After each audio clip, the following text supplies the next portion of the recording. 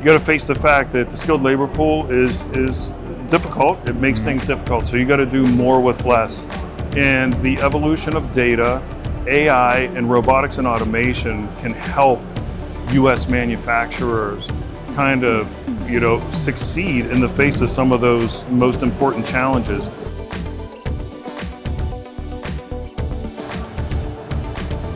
Hi, I'm Steve Plum, Editor-in-Chief of SME Media. I'm here with the GOAT himself, Jamie Goettler. Thank you.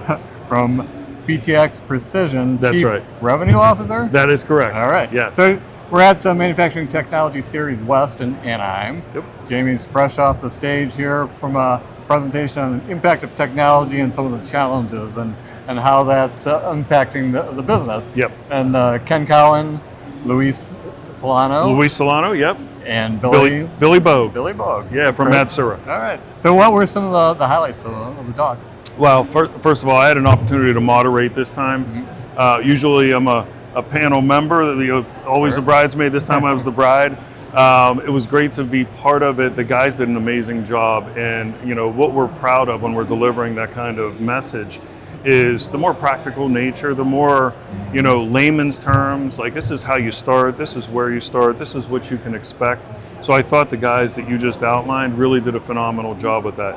What you see is outcomes of a lot of what we talked about, Steve, were AI and its influence now. And, if we started to prep for this panel discussion 3 months ago, AI is different 3 months ago than it is today. So it continues to evolve, but it continues to be more impactful. And I think that was a big outcome that we learned today, with that panel, along with a variety of other technologies. I think you saw that automation and robotics was another, hit today as well. So you identified three main areas. I think one was competitiveness, growth, Yep. and the third one was the productivity in the face of the skills gap. Yeah. So how do they all come together? Yeah, so with the technologies that we're talking about, the way we think about it, I'll say at BTX, but a lot of people think about it this way, is you got to face the fact that the skilled labor pool is difficult. It makes things difficult. So you got to do more with less. And the evolution of data, AI, and robotics and automation can help U.S. manufacturers kind of succeed in the face of some of those most important challenges. We talk a lot about data. At the end, one of the things that we talked about was if you were starting a shop today, and I asked the panel members this, what would be the technology that you would first go for, right? And they each had their different thoughts on that one. Mine was data, because with data, you don't have AI without a data foundation of data. Without data, you don't know your uptime, your downtime. There's a lot of things involved in there. So if I were to tie it all together with productivity, competitiveness, and growth, these technologies can help you succeed in every one of those things, and pretty quickly and easily. Yeah, I think Billy's answer to that question was bringing in three great people. Ken's, I think, had to do with like the speed of how things are moving. Yep. How is the workforce developing along with all this new technology, and how can they make best use of the data?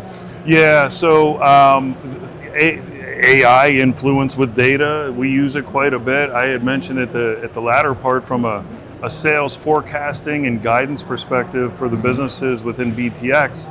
I'll look up the latest happenings with the primary aerospace, semiconductor, and medical companies and recognize that we have the types of equipment that can help support that. Well, AI is telling me, hey, this would be a great development for your business in Chicago, or an opportunity for us to expand our capability set. So, it's doing a lot of the work for you. Maybe it's about the prompts and what you're asking AI in certain cases.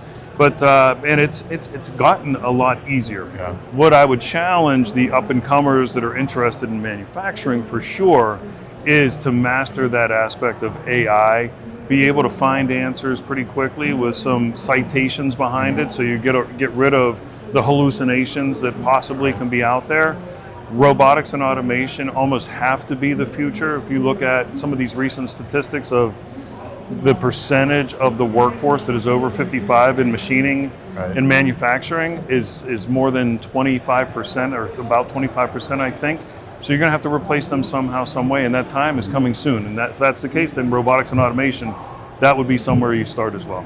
Well, with a voice of experience with your background, Yeah. On different side of the manufacturing coin, you get a chance to talk with a lot of great people like the panel today, but also customers. And I think you had mentioned earlier that a little bit different perspective now in your role at BTX. Bringing that all together, like, what are you seeing out in the industry? What are some of the chief concerns from companies? What are they asking about, as especially in the way things have changed this year? Yeah. So for companies like mine, we already talked about what those primary concerns are, and that's the fact that we're growing year over year, that we remain competitive and profitable, and that we achieve that through being as productive as we can with our equipment and the great personnel that we have. My end use customers, what they care about is quality. It's really three things always. It's quality, on-time delivery, get it to me when you say you're going to, and having a competitive price.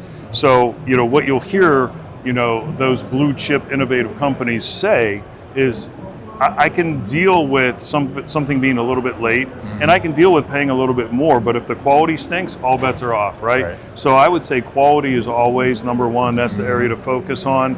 And once again, technologies can help us be better at, having the best quality posture any of us can have. So those three things, I would say. All right, well, thanks a lot. Yeah, of course.